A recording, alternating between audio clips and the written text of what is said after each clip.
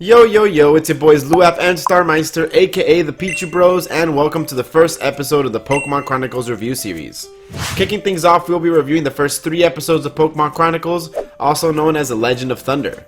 It originally aired on December 30th, 2001 in Japan, and on June 3rd, 2006 for episode 1, and June 10th, 2006 for episodes 2 and 3 in the US.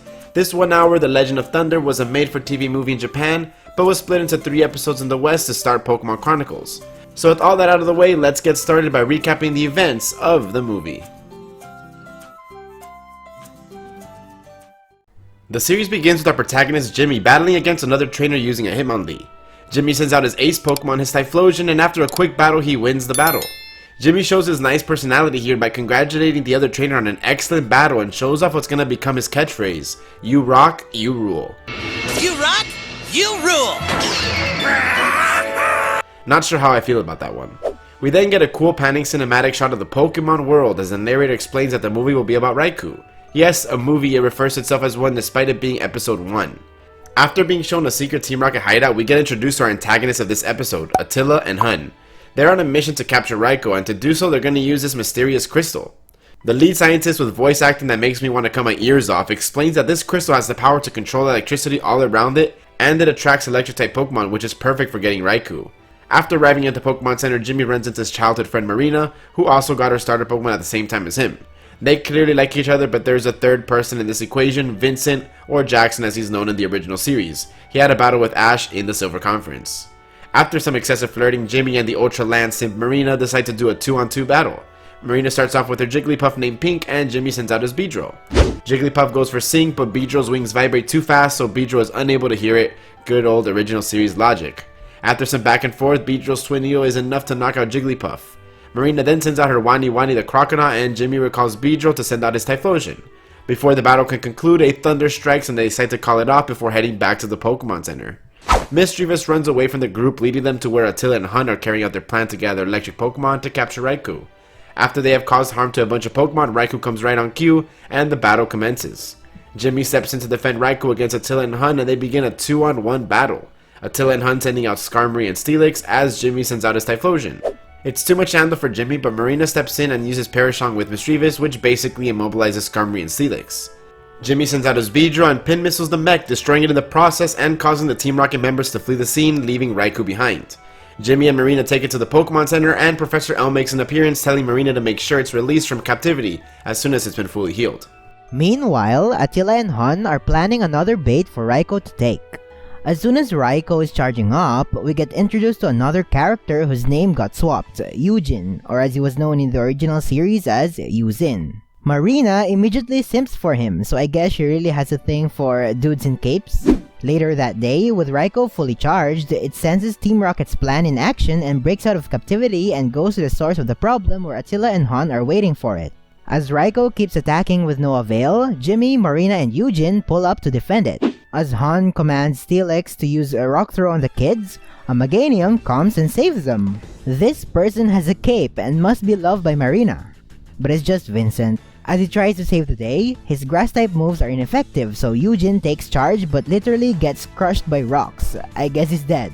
As RAIKOU is about to be enveloped by the mystery crystal, Jimmy, Marina, and Vincent combine their strength to push back the force field. In the explosion, Attila and Hun take off with RAIKOU, but Vincent notices that Marina is missing too.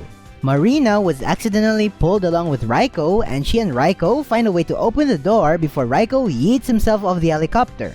Jimmy and Vincent get a hold of Marina by calling her Pokegear, and when they do, there's a funny back and forth between Vincent and Attila. We also get some darker scenes for Pokemon as Attila pushes Marina and has Mischievous in a chokehold. Third time's a charm as a Team Rocket duo go and set off the mystery crystal once more, but this time, Eugene, Jimmy, and Vincent are right on their tail. This time, RAIKOU is sending its electric attacks from outside the crystal's range, rendering it basically useless. And after a quick reunion of the trio and some more Jimmy x Marina shipping moments, Attila and Hun attack again. Finally, Eugene is going to do something, but this time, RAIKOU interrupts him and protects its new friends. Now that it's learned where the power source from the crystal is, it goes and destroys the machine, and now seemingly all is over as it can use its electric attacks again. But as RAIKOU goes for a finishing blow on Team Rocket, once again the attack is redirected to the crystal and fires back. It must still not be broken. Now that the controls are broken, the crystal gets twice as strong by having the electricity connect directly with the Pokemon. Eugene comes up with an admittedly extreme plan of going all or nothing, where they will all be either safe or none at all. The trio's Pokemon go rushing in to save the Raikou, and Eugene finally joins the fight. There's quite an epic back and forth between Team Rocket and the protagonists as they are fighting to get back control of the crystal. Their plan changes, and they go to attack the kids as that'll distract the Pokemon. But Jimmy outsmarts the Steelix, sending it off into the river. Just as it looks like they will win, Steelix comes back from nowhere and the kids go to protect their Pokemon, but Steelix will use Crunch on them anyways. Raikou realizes the danger they are in and breaks out of the crystal's hold and hits the ground type with a powerful electric attack. With the overwhelming strength of Raikou, the crystal has no more power. So Attila and Hun make an escape as Raikou then destroys the crystal. After making friends with Jimmy, Marina, and Vincent, Raikou escapes back into the wild and the friends continue on their path to become better Pokemon trainers. Now, it's time for our thoughts on this episode. Right off the bat, my rating for this episode is a 9 out of 10. To me, the movie was a very solid start to the series that is to come, and just about everything I could ask for was in this episode. It had plenty of comedic moments, character growth, tense moments, good battles, and a great climax. The movie had a lot of great things going for it and had moments that I wish we got more consistently in all forms of Pokemon. The animation was clean, and there were not many moments where I felt that the episode felt flat or boring. In fact, the thing I dislike most about the episode is the main Team Rocket scientist's voice acting. Like, watch this and tell me I couldn't have done this myself. Fire now! Fire now! Other than that, the only thing I wish that the episode did was expand a bit more on the backstories of Jimmy, Marina, and Vincent. I genuinely wish that they spent at least the first 5 minutes of the episode recapping their time until now, but after knowing that it was a movie, it would be difficult if every movie started with the backstory. Jimmy's a fantastic main protagonist, and Marina's really cute and I love their chemistry together. Jimmy is of course based on the main character from Gold and Silver, Ethan, and it's nice to see my favorite game protagonist be translated so amazingly into the animated world. Marina had such a good personality and was just herself throughout the entire episode that it was so great to see. At first, Vincent didn't rub me the right way, but as the episode progressed, I can honestly say he made a really good comedic relief character. I love the shot of him jumping off the cliff and riding on his Meganium, as well as how it used light screen offensively to break the crystal's barrier. A great start to Pokemon Chronicles, an episode really well done in my opinion. As for me, I'm giving this episode a rating of 7 out of 10. I think it's a good episode. Regarding the plot, I think it was a little generic, like the evil team captured a Pokemon, then the protagonist tried to stop them, then the protagonist succeeded, and the evil team retreated, with not much innovation outside of the crystal machine. The episode didn't have an actual banger that made it stand out from other evil team arcs, like I didn't think the plot was as good as the Lugia arc for example. Personally, I felt that everything that happened could have been reduced to a 24-minute episode, and they probably should have added more character building moments. Like, The Legend of Thunder was just as long as the final Team Galactic arc, but it felt like nothing much happened in here. But despite my problems with the plot, this episode gave us a bunch of amazing things. First of all, most of the characters were awesome. Like Luap said, Jimmy was a fantastic protagonist with a dynamic personality and strong drive for justice. It was easy to connect and relate with him, and it helps that Ethan is my and Luap's favorite protagonist. Then we have Marina, who was fun all throughout the episode. Her playful personality, love for the spotlight, and simping on the Fabulans was the main source of comedy, especially in the first half. Her moment with Raikou in the plane was also a strong development for her, showcasing her quick thinking and deep compassion for Pokemon. And while Vincent can be too much, he carried the entertainment in the latter half, and he even reminded me of Barry, whom I love.